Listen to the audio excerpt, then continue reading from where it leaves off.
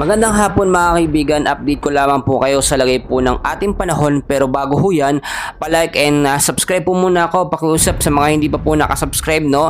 At pahit po na notification bell, importante po yan para notify po kayo sa ating update. Maraming salamat. Mga kaibigan, matapos po maglandfall kagabi, ito nga pong si Bagyong Hener, ito nga po sa ilang bahagi ng Palanan, Isabela, ngayon po ay binabaybay naman niya itong landmass po ng Northern Luzon.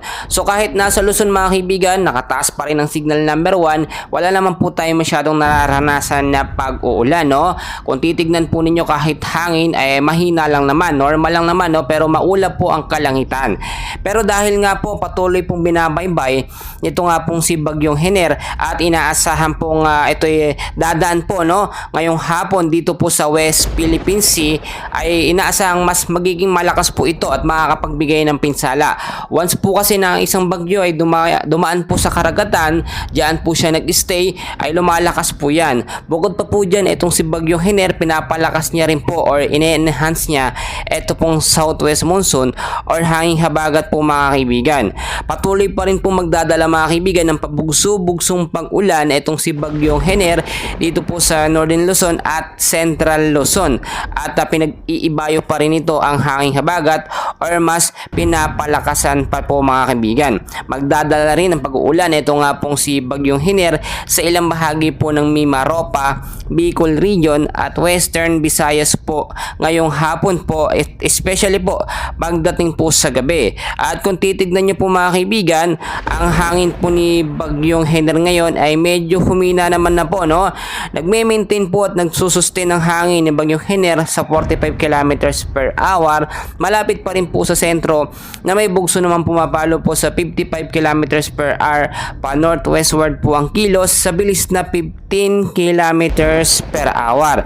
Ang lokasyon niya, no, ay nasa vicinity po, no, ng Kibungan, Benguet. So posibleng magbago po yung direksyon nito mga kaibigan. Mabilis lamang ito mga kaibigan dahil nga ito ay dadaan dito sa bandang West Philippine Sea. Posibleng magbago anytime yung kanyang lokasyon.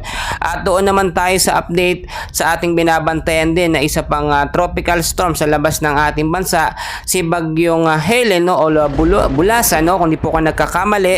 Ito po ay may layo po ngayon as of now na 1,940 kilometers east of Northern Luzon po mga kaibigan, na may lakas pong hangin na 65 kilometers per hour.